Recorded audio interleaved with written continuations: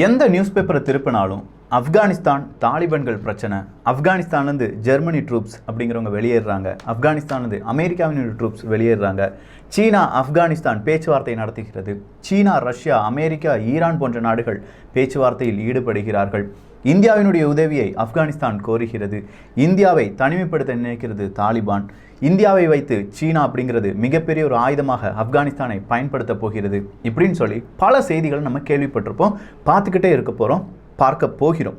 So சொல்லப்போனால் ஆப்கானிஸ்தானுடைய பிரச்சனையே நம்ம ஆல்ரெடி ஒரு டாபிக் பார்த்துட்டோம், அதனுடைய லிங்க் கீழே டிஸ்கிரிப்ஷனில் இருக்குது. ஆனால் இப்போது அப்டேட்டடாக இருக்கக்கூடிய அந்த ஒரு இன்ஃபர்மேஷன் நமக்கு கிடைச்சிருச்சுன்னா சீக்கிரமாக இங்கே என்ன நடக்க போகுது அப்படிங்கிறது தெரிந்து விடலாம். அன்பு தமிழஞ்சங்களுக்கு தமிழ் பொக்கிஷத்தின் வணக்கங்கள்.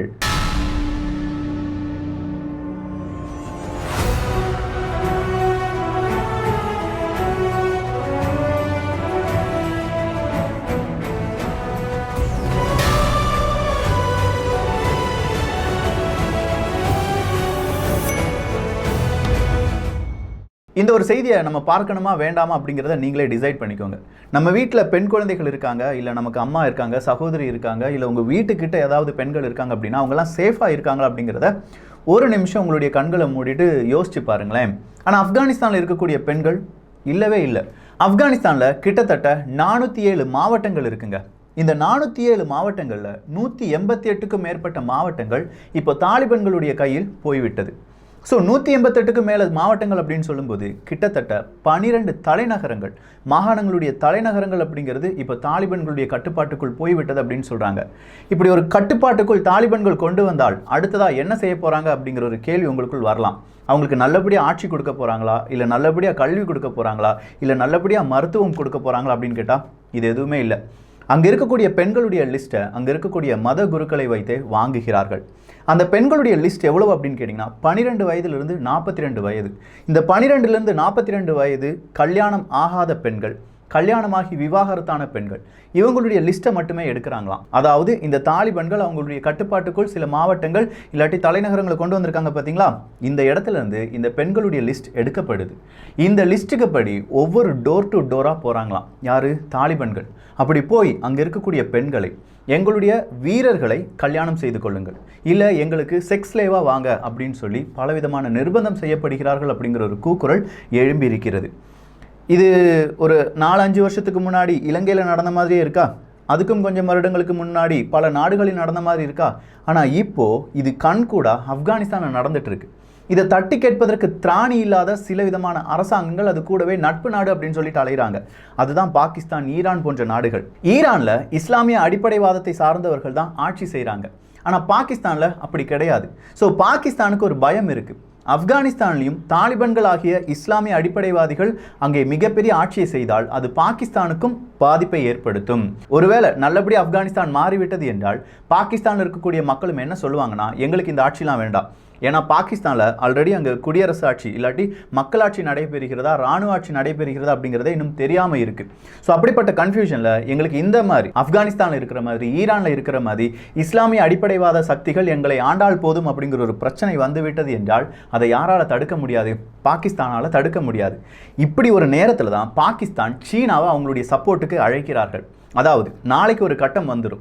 செப்டம்பர் மாதத்திற்கு பிறகு அமெரிக்காவினுடைய படைகள் ஆப்கானிஸ்தானில் இருக்காது அப்படிங்கிறது தான் ஒப்பந்தம். இந்த செப்டம்பர் மாதம் அப்படின்னு சொல்கிறதுக்கு முன்னாடி ஆகஸ்ட் லாஸ்ட்லேயே எங்களுடைய படைகள் முழுவதுமாக நாங்கள் திருப்பி எடுத்துக்கொள்வோம் அப்படின்னு சொல்லி அமெரிக்கா அறிவிச்சிட்டாங்க. அமெரிக்காவுக்கு அடுத்தபடியாக இருந்த நாடு எது அப்படின்னு கேட்டிங்கன்னா, நிறைய இராணுவ வீரர்களை ஆப்கானிஸ்தானுக்குள்ளே அனுப்பிய நாடு எது அப்படின்னு கேட்டிங்கன்னா ஜெர்மனி தான். ஜெர்மனியும் என்ன சொல்லிட்டாங்கன்னா, அங்கே என்ன நடந்தாலும் சரி நாங்கள் திருப்பி போகவே மாட்டோம் அப்படின்னு சொல்லிட்டாங்க. ஸோ இப்படி பல நாடுகள் இந்த ஆப்கானிஸ்தானை விட்டு கொஞ்சம் கொஞ்சமாக போகும்போது தாலிபான்களுடைய பிடி இறுக ஆரம்பிக்குது. இப்படி இறுக ஆரம்பிக்கும் போது உங்களுக்கு என்னதான் வேணும் அப்படின்னு கேட்கும்போது தாலிபான்கள் சொல்றது, அஷ்ரஃப் கானி அப்படிங்கிறவர் அவருடைய பதவியை விலக வேண்டும். அதாவது இப்போதைய ஆப்கானிஸ்தானுடைய அந்த தலைவர், அதாவது அங்கே பிரைம் மினிஸ்டர் அப்படின்னு சொல்லுவோம் பார்த்தீங்களா, அவங்க அவருடைய பதவியை துறக்க வேண்டும். அதற்கு பதிலாக தாலிபான்கள் ப்ளஸ் அங்கே இருக்கக்கூடிய ஆப்கானிஸ்தானுடைய மக்களாட்சி, இவங்க 2 பேருக்கும் பொதுவான நபர்கள் இருந்தால் அவர்களை வைக்க வேண்டும் அப்படிங்கிறது தான் தாலிபான்களுடைய கோரிக்கையாக இருக்குது. ஆனால் தாலிபான்கள் இன்னொரு பக்கம் என்ன சொல்கிறாங்கன்னா, நாங்கள் இப்போ மெஜாரிட்டியாக இருக்கோம், ஸோ எங்களுக்கு சாதகமான ஒரு அரசாங்கம் அங்கே அமைய வேண்டும் அப்படின்னு சொல்கிறாங்க. இப்போ பாகிஸ்தான் ஏன் சீனாவை அழைத்தது அப்படிங்கிறத நம்ம பார்த்தோம். அடுத்ததா சீனா ஏன் உள்ளக்க வந்தது அப்படிங்கிறத இன்னொரு விஷயத்துல நம்ம பார்க்கணும். சீனா ஆப்கானிஸ்தான் கூட ஒரு 25 வருஷத்துக்கான அக்ரிமெண்ட் எல்லாம் போட்டு இருக்காங்க. அது நமக்கு நல்லாவே தெரியும்ல, கிட்டத்தட்ட ஒரு 400 பில்லியன் அமெரிக்க டாலர் அப்படின்னு தோணுது. ஸோ இந்த 400 பில்லியன் அமெரிக்க டாலருக்கு உங்களுக்கான உள்நாட்டு கட்டமைப்பை நாங்கள் செய்து தருகிறோம் அப்படிங்கிறது தான் சீனாவினுடைய வாக்குறுதியாக இருக்கிறது. இதே வாக்குறுதியை வச்சு தான் இப்போ தாலிபான்களையும் சீனா என்ன செய்யும், நாங்கள் உங்கள் நாட்டுக்கு தேவையான உள்நாட்டு கட்டமைப்பை கட்டி தருகிறோம் அப்படின்னு சொல்லுவாங்க. இந்த உள்நாட்டு கட்டமைப்புனா சீனா ஒரு 10 வருஷத்துக்கு முன்னாடி வர அவங்க நாட்டினுடைய உள்நாட்டு கட்டமைப்பை பலவாறு பிரமிப்பாக கட்டியமைத்தது. ஸோ இப்போ அங்கே யூஸ் பண்ண மெஷினரிஸ் இல்லாட்டி அங்கே யூஸ் பண்ண பல விதமான டெக்னாலஜி எல்லாமே அங்கே துருப்பிடிச்சு நிற்க ஆரம்பிக்குது. எந்த நாட்டுக்கு வேணாலும் உள்நாட்டு கட்டமைப்பை இப்போ சீனாவால் ரொம்ப விலை குறைவாக செய்து கொடுக்க முடியும். இதுதான் சீனாட்ட இருக்கிற மிக முக்கியமான அட்வான்டேஜ். இதெல்லாம் ஊடகங்கள் சொல்லுமான்னு தெரியல, பட் இதை புரிஞ்சுக்கோங்க. சீனாவால் எப்படி உங்களுக்கு ஹெல்ப் பண்ண முடியுது அப்படிங்கிறது தான். சரி, ஆப்கானிஸ்தானை எடுத்துக்கிட்டோம்னா அது பேரரசுகளின் புதைக்குழி அப்படின்னு சொல்லி அழைப்பார்கள். ஏன்னா ஆப்கானிஸ்தானை மிகப்பெரிய அளவில் ஆட்சி செய்ய வேண்டும் அப்படின்னு சொல்லி பல நாடுகள் நினைத்தது. அதுல கிரேக்கர்கள், மங்கோலியர்கள், மொகலாயர்கள், பிரிட்டன், ரஷ்யா, அமெரிக்கா இப்படி எல்லாருமே ஆப்கானிஸ்தானை பிடித்து விட வேண்டும் அப்படிங்கிற ஒரு எண்ணத்துல தான் அவங்களுடைய படையை அனுப்பினார்கள். கடைசியா அமெரிக்காவினுடைய படை 20 வருஷம் ஆப்கானிஸ்தான்ல இருந்தது. ஆனா ஆப்கானிஸ்தானை அவங்களால நினைச்ச மாதிரி பிடிக்க முடிஞ்சதா? கிடையாது. இதனால தான் இது பேரரசுகளின் புதைகுழி அப்படின்னு சொல்லி அழைக்கப்படுகிறது. ஆனா மீதம் இருக்கும் நாடுகள் செய்ததை விட ரொம்ப டிஃபரெண்டா யார் செஞ்சிருக்காங்க? சீன அரசாங்கம் செஞ்சிருக்காங்க. சீனாவினுடைய ராணுவ வீரர்களை ஆப்கானிஸ்தானுக்குள்ள அனுப்பல. மீதம் இருக்கும் நாடுகள் அவங்களுடைய ராணுவ வீரர்களை தான் ஆப்கானிஸ்தானுக்குள்ள அனுப்புனாங்களே தவிர சீனா அவங்களுடைய பணத்தை தான் உள்ள அனுப்ப போகுது. பணத்தை மட்டும் கிடையாது, அவங்களுடைய டெக்னாலஜி, இவங்களுக்கு கூடுதலாக பணத்தை கொடுக்க போகிறார்கள். ஏன்னா 20 வருஷம் இந்த யுத்தம் அமெரிக்காவுக்கும் ஆப்கானிஸ்தானுக்கும் இடையே இருக்கும் அந்த யுத்தம் நடந்தது. ஸோ இந்த 20 வருடங்களில் அந்த நாட்டினுடைய உள்நாட்டு கட்டமைப்பு, ஆப்கானிஸ்தானுடைய உள்நாட்டு கட்டமைப்பு முழுவதுமாக சிதைந்து விட்டது. இந்த சிதைவிலிருந்து உங்களை காப்பாற்றுவதற்கு நான் இருக்கிறேன் அப்படின்னு சொல்லி சீனா ஒரு பக்கமாக வருவாங்க. வேற வழி இல்லாமல் சீனாவிடம் இருந்துதான் கடன்கள் அதிகமாக இந்த தாலிபான்களுக்கு கிடைக்க போகிறது. இதுக்கு வேறொரு காரணம், நான் சொல்ற காரணம் என்ன அப்படின்னா, இந்த தாலிபான்கள் ரொம்ப ஃபோர்ஸ்ஃபுல்லாக தான், அதாவது ஒஃபென்சிவாக தான் ஆப்கானிஸ்தானுடைய ராணுவத்தை காலி பண்ணி அவங்களுடைய இடத்தை பிடித்து கொண்டிருக்கிறார்கள். குறிப்பாக சொல்லணும்னா குண்டூஸ் அப்படிங்கிற ஒரு இடத்துல நீங்கள் எடுத்து பார்த்தீங்கன்னா அவங்களுடைய ஆர்மியினுடைய ஹெட் குவார்ட்டர்ஸை வர அவங்க கண்ட்ரோலுக்கு கொண்டு வந்துட்டாங்க. பல ராணுவ வீரர்கள் இந்த தாலிபான்களுக்கு அடிமையாக மாறுகிறார்கள். பல ராணுவ வீரர்கள் தஜிகிஸ்தான் போன்ற நாடுகளுக்கு தப்பிச்சு செல்றாங்க. வேற வழி இல்லை, எங்களுடைய உயிரை காப்பாற்ற வேண்டும், கண்டிப்பாக இந்த இடத்துலலாம் தாலிபான்கள் கூடுதலாக வந்துருவாங்க. ஸோ இப்படி பல ராணுவ வீரர்களை இவங்க பிடிக்கும் போதும் இல்லாட்டி ஹெட் குவார்ட்டர்ஸை இவங்க பிடிக்கும் போதும் அங்கே இருக்கக்கூடிய ஆயுதங்களை யார் எடுத்துக்கொள்றாங்க? தாலிபான்கள் எடுத்துக்கொள்றாங்க. ஸோ ஒரு கட்டத்தில் பணம் கொடுப்பதற்கு வேற நாடுகளும் அதே நேரத்தில் ஃப்ரீயா ஆயுதங்களும் இவங்களுக்கு கிடைக்குது. கரெக்டா? ஏன்னா அமெரிக்காவினுடைய ராணுவ படை இந்த ஆப்கானிஸ்தானுடைய ராணுவ வீரர்களுக்கு கொஞ்சம் ஆயுதங்களை கொடுத்திருக்கும். எங்களால் போராட முடியாது, நாங்கள் இந்த இடத்தை விட்டுட்டு வாரோம் அப்படின்னு சொல்லும்போது எல்லா ஆயுதங்களையும் கொண்டு செல்ல முடியாது. ஸோ மீதம் இருக்கும் ஆயுதங்கள் எல்லாம் இப்போ தாலிபான்களுடைய கையில் மாட்டிக்கொள்கிறது. இதனால அமெரிக்காவினுடைய டெக்னாலஜி ஆயுதங்களும் இப்போ யார்கிட்ட இருக்கு? தாலிபான்கள் கையில் இருக்கிறது. ஸோ இந்த தாலிபான்கள் தான் 12 வயதிலிருந்து 42 வயதான பெண்களை ரொம்ப பெரிய அளவில் என்னெல்லாமோ செய்கிறாங்கன்னு வச்சுக்கோங்க. இது எல்லாம் மனித உரிமை மீறலாக மாறும். அது மட்டும் கிடையாது, பெண்களுக்கு எதிராகவும் குழந்தைகளுக்கு எதிராகவும் அநீதிகளை தாலிபான்கள் செய்கிறார்கள் அப்படிங்கிற மிகப்பெரிய ஒரு குற்றச்சாட்டு உலக நாடுகள் முன்பு ப்ரூவ் பண்ணிடுவாங்க. இப்படி ப்ரூவ் பண்ணுறதுனால தாலிபான்களுக்கு யார் உதவிகளை செய்ய மாட்டாங்க? வேர்ல்டு பேங்க் இல்லாட்டி வேற ஏதாவது உலக சம்பந்தமாக இருக்கக்கூடிய ஐநா சபை, இது யாருமே யாருக்கு ஃபண்டு கொடுக்க மாட்டாங்க?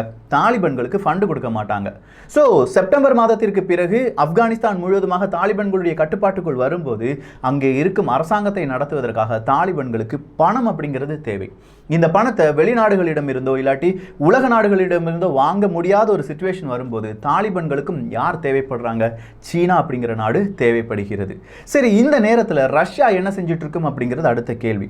சீனாவினுடைய பெல்ட் அண்ட் ரோடு இனிஷியேட்டிவ் வழியாக சீனா பல ஆசிய நாடுகளை அவங்களுடைய கைக்குள் போட்டு வருகிறது அப்படிங்கிறது ரஷ்யாவுக்கும் தெரியும். இது ரஷ்யாவும் ரொம்ப பெரிய கோபமாக பார்த்துட்டு தான் வருது. ஏன்னா 2050க்குள்ள சீனாவா ரஷ்யாவா அப்படிங்கிற ஒரு மிகப்பெரிய ஒரு போட்டி வருவதற்கான வாய்ப்புகள் இருக்கு. இந்த போட்டியில் நம்ம கொஞ்சமாக விழிப்புடன் செயல்படவில்லை என்றால் ரஷ்யா தோற்றுவிடும் அப்படின்னு சொல்லி ரஷ்யாவுக்கும் தெரியும். ஆனால் இந்த நேரத்தில் சீனாவை எதிர்ப்பது அப்படிங்கிறது ரஷ்யாவுக்கு அவ்வளோ நல்லதாக இருக்காது. ஸோ இதனால் இவங்க என்ன செய்வாங்க? ரஷ்யா, ஈரான், சீனா இந்த 3 நாடுகள் இணைந்து தாலிபான்களை வழி நடத்துவார்கள்.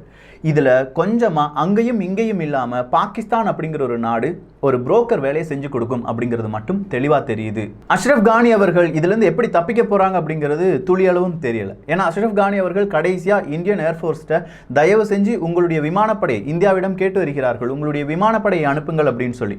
ஆனால் இந்தியாவினுடைய விமானப்படை மட்டும் அங்கே போய் எதுவுமே செய்ய முடியாது.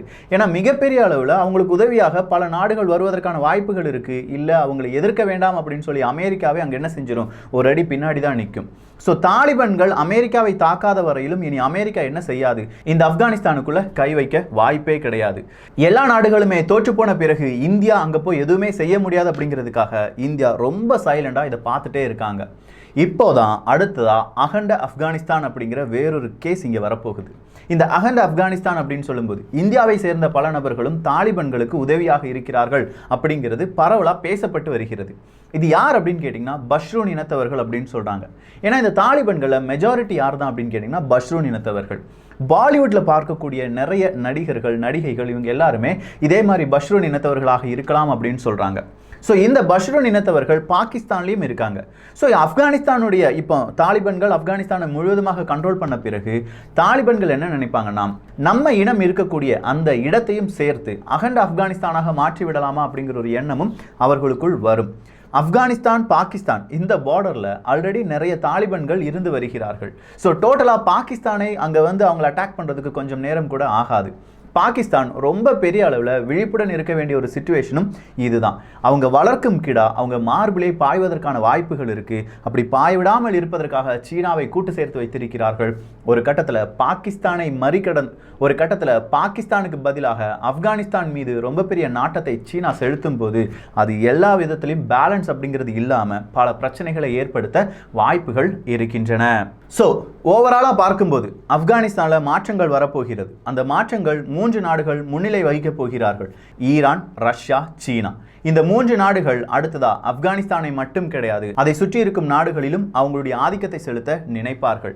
இதுல ஈரான் மீதான அந்த பொருளாதார தடையை அமெரிக்கா என்றைக்காவது விலக்கியது என்றால் மறுபடியும் ஈரான் அங்க பவர்ஃபுல் நாடா மாறுவதற்கான வாய்ப்புகள் இருக்கின்றன. ஸோ ஈரானா சீனாவா அப்படின்னு சொல்லி அடுத்ததா ஆப்கானிஸ்தானுக்குள்ள வேறொரு பிரச்சனையும் வரும். இதை வேணும்னே தூண்டி விடுவதற்கு தயாராக யார் இருப்பார்கள்? அமெரிக்கா என்கிற நாடு இருக்கும். ஏன்னா அமெரிக்காவினுடைய வல்லரசு அங்க அந்த பதவி பறிபோகி கொண்டிருக்கும் அந்த ஒரு நேரத்தில் இன்டைரக்டா எப்படி சீனாவுக்கு பல பிரச்சனைகளை கொடுக்கலாம் அப்படின்னு சொல்லி அமெரிக்காவும் யோசித்து வருகிறது. இந்த நேரத்தில் தான் நான் உங்களுக்கு உதவி செய்கிறேன் அப்படின்னு சொல்லி சீனா வாண்டடா தாலிபான்களுக்கு உதவி செய்து கொண்டிருக்கிறார்கள். இது எல்லாமே மிகப்பெரிய ஒரு பிரச்சனையை நோக்கி செல்கிறது. அது அதே மாதிரி சென்று கொண்டிருந்தது என்றால் இந்த நாடுகளில் சீனாவுக்கும் பாகிஸ்தானுக்கும் மிகப்பெரிய ஒரு பாதிப்பும், அதே நேரத்தில் அந்த பாதிப்பு இந்தியாவையும் பாதிக்கும் என்று சொன்னால் மிகையல்ல. ஸோ டோட்டலாக இப்போ ஆப்கானிஸ்தானுடைய பிரச்சனை என்ன, தாலிபான்கள் இங்கே பல மாகாணங்களை இல்லாட்டி பல தலைநகரங்களை அவங்களுடைய கையகப்படுத்தும் போது என்னென்ன பிரச்சனை ஏற்படுகிறது, அதை எப்படி தவிர்க்க முடியும் அப்படிங்கிற ஃபுல் டீடைல்ஸ் நம்ம பார்த்துட்டோம். தாலிபான்களுக்கு வேற வழியே இல்லாமல் சீனாவுடனும், சீனாவுக்கு இது மட்டும்தான் வழி அப்படிங்கிற ஒரு ரீதியில் தாலிபான்கள் கூடயும் அவர்கள் நட்பு அப்படிங்கிறத பாராட்டி வருகிறார்கள். வேடிக்கை பார்க்கக்கூடிய அமெரிக்கா, இந்தியா போன்ற நாடுகள் இதை இன்னும் கொஞ்சம் காலம் வேடிக்கை மட்டுமே பார்க்கும். இவங்களுடைய காய் நகர்த்தல் எந்தெந்த இடத்துல இருக்க போகுது அப்படின்னு கேட்டிங்கன்னா, ஆப்கானிஸ்தானுக்குள்ளேயே நிறைய விதமான இனக்குழுக்கள் இருக்கிறார்கள். ஸோ தாலிபான்களுக்கு எதிராக போராடக்கூடிய போராட்ட குழுவுக்கு இவங்களுடைய சார்பாக பலவிதமான உதவிகள் செய்து கொடுக்கப்படும். அந்த உதவிகள் வழியாக தாலிபான்களுக்கு எந்தெந்த தலைவலிகள் ஏற்படுகிறதோ அதை பொறுத்து ஆப்கானிஸ்தானுடைய அந்த நாட்டு மக்களுடைய நிலைமை இருக்கும் அப்படின்னு சொல்லலாம். ஸோ டோட்டலாக ஆப்கானிஸ்தான் மக்களுக்காக ப்ரே பண்ணிக்கலாம். ப்ரே ஃபார் ஆப்கானிஸ்தான் அப்படிங்கிறத இன்னும் 1-2 வருடங்களில் நம்ம பேச வேண்டியதாக இருக்கும். ஆனால் இப்போவே அதை நாம் கொஞ்சமாக யோசித்தோம் என்றால், நாம் யோசிக்கிற மாதிரி உலக நாடுகளும் யோசித்தது என்றால் கொஞ்சம் மக்களாவது தப்பிப்பார்கள். பார்க்கலாம், யோசிப்பார்களா இல்லை இதெல்லாம் பேசி என்ன நடக்க போகுதுன்னு சொல்லி விட்டுருவாங்களா அப்படின்னு சொல்லி. இந்த ஒரு காணொலி பற்றி உங்களுடைய கருத்துக்கள் இங்கே வரவேற்கப்படுகின்றன. எல்லோரும் தமிழ் பட்சத்தில் இணைந்திருங்கள். நல்லதை பகிர்ந்து நல்ல சமுதாயத்தை உருவாக்குவோம். நன்றி, வணக்கம்.